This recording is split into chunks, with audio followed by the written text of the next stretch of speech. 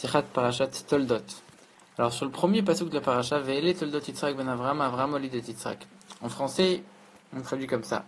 Voici la descendance de Yitzhak, le fils d'Avraham. Avraham a engendré Yitzhak.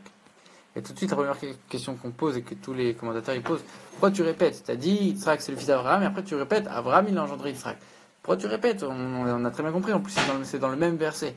Alors il y a plusieurs réponses qui ont été données à ça. Première réponse, c'est le Rashi, il amène la réponse du Midrash, qu'à l'époque d'Avraham Avinu, tout le monde se moquait d'Avraham et disait c'est pas possible que Yitzhak soit vraiment le fils d'Avraham, il est trop vieux. Alors c'est sûr que c'est quelqu'un d'autre. Alors, en l'occurrence ils ont accusé Abimelech, le roi de Pélishtim, c'est lui, il a été avec Sarah et Yitzhak c'est pas le fils d'Avraham. Alors Kadosh Baruch Hu, il a fait un miracle que Yitzhak et Avraham ils avaient exactement le même visage. Alors à ce moment-là tout le monde a pu attester Avraham Olid et Yitzhak, c'est oui Avraham qui a engendré Yitzhak. Deuxième explication, on dit que Yitzhak lui se glorifie en disant regarde moi j'ai le mérite d'être le fils de Avraham. Mais on dit dans l'autre sens aussi Avraham il se glorifie, il disait regarde moi mon fils c'est Yitzhak, mon fils comment il est grand Yitzhak. Alors c'est pour ça qu'on dit d'abord dans un sens après dans l'autre. Une troisième explication, c'est l'explication de la Chassidoute. Il dit que Avraham, comme on a déjà expliqué plusieurs fois, Avraham c'est le chesed, c'est le don, c'est-à-dire ça représente l'amour de Dieu. Tout ce qui est dans le chesed, dans la bonté, dans l'amour de Dieu. Yitzhak, ça c'est la crainte de Dieu, c'est tout ce qui est dans la gvura, la sévérité, la rigueur, la crainte de Dieu. En vérité, on répète deux fois chacun parce qu'il y a deux niveaux de crainte et deux niveaux d'amour. Il y a une crainte inférieure, une crainte supérieure. Il y a un amour inférieur, un amour supérieur de Dieu. La crainte inférieure, c'est quoi? C'est la crainte de faire un péché parce que Dieu il va nous punir, il va nous taper sur la tête, on a peur de se faire punir, alors on craint Dieu. La crainte supérieure, c'est qu'on a honte de la grandeur de Dieu. On sait que nous, on n'est rien devant Dieu, et on ressent une profonde honte devant la grandeur de Dieu, ça c'est la crainte supérieure. De la même manière, il y a deux amours, l'amour inférieur, l'amour supérieur. L'amour inférieur, c'est quoi? Tu aimes Dieu parce qu'il te fait des bonnes choses pour toi. Tu vois que matériellement et spirituellement, il y a beaucoup de choses qui sont bien pour toi. Alors tu vas aimer Dieu. Il y a un amour de Dieu beaucoup plus élevé, qui consiste à aimer Dieu uniquement de manière désintéressée. Et en vérité, quand on voit l'ordre du verset, on dit d'abord Yitzhak ben Avraham, donc d'abord la crainte, après l'amour. Et ensuite, on dit Avraham Olid et Yitzhak, donc ensuite Avraham et après Yitzhak. Donc la crainte, l'amour, et après l'amour et la crainte. Parce qu'en vérité, ces quatre niveaux, ils se succèdent. Et d'abord la crainte inférieure, ensuite l'amour inférieur, ensuite on passe à l'amour supérieur, et après la crainte supérieure. Ça, c'est l'ordre naturel, et pourquoi la crainte elle est plus grande que l'amour? Parce que la crainte supérieure, quand on est devant Dieu, on se sent comme rien du tout, alors que l'amour, nous, on a quand même une existence, on dit que c'est nous qui aimons Dieu. Donc nous, on a quand même une place, et c'est pour ça que c'est dans le niveau juste avant la crainte supérieure. Donc en vérité, l'enseignement pour chacun d'entre nous, c'est qu'on doit toujours essayer d'avoir les deux, et l'amour et la crainte, de toujours s'occuper des choses qui sont du chesed et de la gvura. Qu'est-ce que ça veut dire? Il y a certaines personnes, ils ont plus tendance à avoir un caractère centré sur le chesed, ils vont avoir envie de donner beaucoup de tzedaka, d'être très gentils, d'aider plein de gens, etc. Mais par contre, ils sont pas très rigoureux sur leur service de Dieu personnel. Il y a d'autres, c'est l'inverse, c'est qu'ils vont vouloir faire un service de Dieu hyper rigoureux, de faire toutes les khumrot, tous les embellissements de la mitzvah pour eux-mêmes. Par contre, dès qu'il s'agit de donner et de sortir de leurs limites, etc., alors à ce moment-là, ils ont beaucoup de mal. Et en vérité, on nous dit qu'il faut avoir le travail d'Abraham et le travail de Yitzhak. Et que c'est pas comme les tribus, qu'on peut dire les tribus, chacun, ils ont donné naissance à des juifs différents, alors que nous, on sait qu'on descend tous d'Abraham, Yitzhak et Yaakov. Donc tout ce qui les concerne, ça a un enseignement pour l'ensemble du peuple juif sans exception. Et donc on doit s'efforcer d'avoir les deux qualités. Et enfin, il y a une quatrième explication sur ce verset, l'explication de la Kabbalah du Zohar, qui dit qu'en vérité, Abraham, ça représente l'âme. Et Yitzhak, ça veut dire le rire en hébreu, ça représente le plaisir. Donc on parle du plaisir de l'âme dans le monde futur. Donc on dit d'abord Yitzhak ben Avraham, le plaisir du monde futur, il est pour l'âme. Ensuite, et pourquoi cette âme-là, elle a eu du plaisir? Avraham Olid et Yitzhak, c'est l'âme elle-même par son travail qui a engendré qu'elle va avoir un plaisir plus tard. Et maintenant, le Rabbi, il dit on sait que chaque explication sur la Torah, quand elle est sur le même verset, elles ont forcément un lien l'une avec l'autre. On ne peut pas dire qu'elles sont toutes sans aucun rapport. C'est obligé qu'elles ont toutes un lien. Alors comme on a dit, l'explication de la Chassidoute, on l'a très bien compris, on a compris l'enseignement pour nous. L'explication de la Kabbalah, on peut comprendre aussi que quand tu nous parles du monde futur, ça nous motive à faire les mitzvot. Mais pourquoi on nous enseigne tout le reste? Alors quand on regarde plus précisément, le point commun qu'on trouve à ces explications, c'est que on voit des choses qui sont au-dessus de la nature, des choses qui sont au-dessus de l'intellect. Première chose, on voit que Kadosh Baruch Hu, il a fait un miracle pour Abraham, de faire en sorte que lui et son fils vont avoir le même visage. C'est un premier miracle au-delà de la nature. En plus de ça, qu'on sait qu'Abraham Avinu, il était stérile, que Dieu lui a donné un fils, ça aussi c'est au-dessus de la nature. Et il dit, le Rabbi dit encore plus que ça, c'est que même dans les astres, on voyait qu'il était stérile, et Akadosh Baruch Hu, il a quand même tout changé, en plus, il lui a fait un visage qui est le même. Et dans la deuxième explication, c'est que normalement, on sait que les générations, elles vont en, en diminuant et en se dégradant.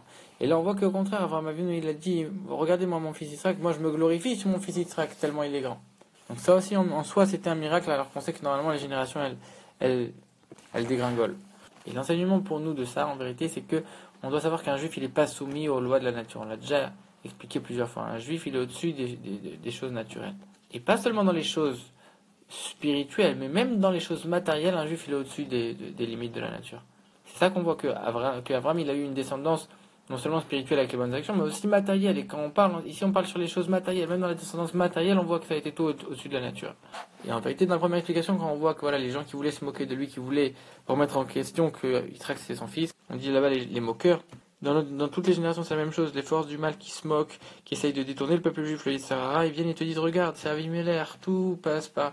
Quand c'est spirituel, alors là c'est un juif, ok, d'accord, je comprends. Mais dans le matériel, dans un monde matériel, arrête de rêver. Tout passe par Abimelech, tout passe par le roi, tout passe par les choses de ce monde-là, de ce pays. Et en vérité, Abraham Avinu, il te dit non, regarde, même dans les choses matérielles, alors encore plus, à plus forte raison, les choses spirituelles, mais même dans les choses matérielles, toute la vie d'un juif, elle est régie d'une manière qui est au-delà de la nature, au-delà de toutes les limites.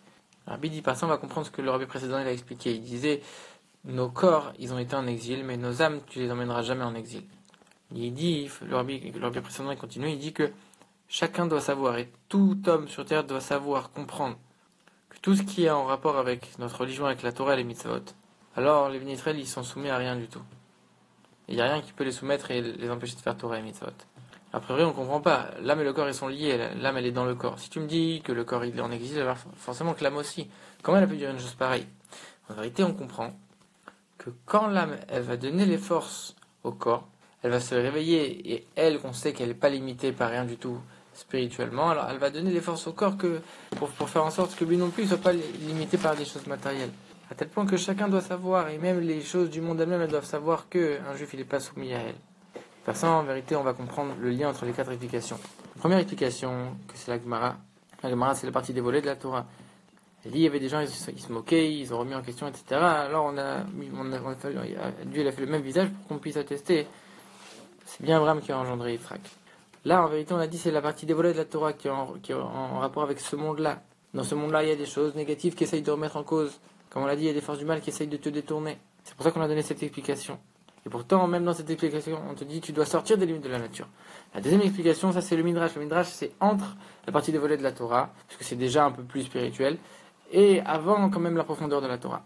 Après, il te dit quoi le Midrash? Que même dans les choses spirituelles, on n'est pas limité par la nature. C'est-à-dire que même quand tu me dis spirituellement, normalement, c'est le fils qui doit être inférieur au père, alors là on t'a dit quand même, on a fait un miracle pour montrer qu'on n'est pas soumis même aux choses spirituelles. Et que même dans les choses spirituelles comme ça, qu'un fils il peut dépasser son père et un père il peut se glorifier par son fils. Même si c'est pas compréhensible.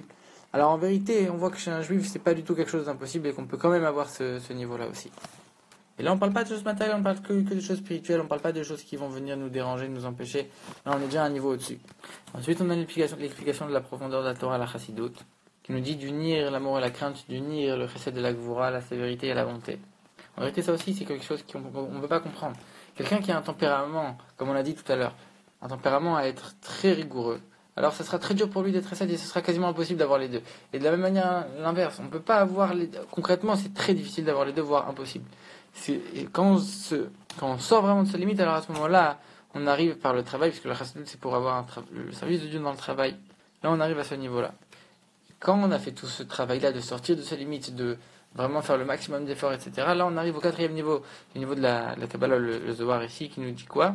Qu'on aura la récompense, c'est quoi? C'est le plaisir dans les choses spirituelles en haut.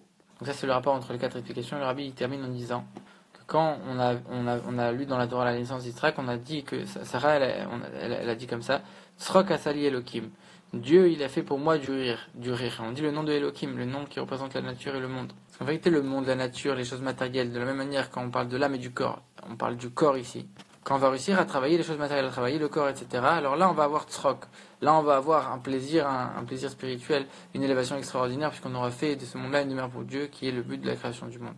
Et à ce moment-là, on verra la valeur des choses matérielles. On dit que c'est l'âme qui recevra son influence du corps même, puisque le corps sera plus élevé que l'âme à ce moment-là. Les choses matérielles seront plus élevées que les choses spirituelles, etc. Et ça, en vérité, ça c'est le but, et c'est ça qu'on vient de terminer les 4 explications en disant que quand tu auras vraiment fait ton travail dans les choses matérielles, dans Elohim, alors à ce moment-là, la récompense, elle sera infiniment plus élevée que notre travail. À tel point que même le corps lui-même, il va prendre un niveau au-dessus de l'âme, parce qu'en sa source, il est déjà plus élevé.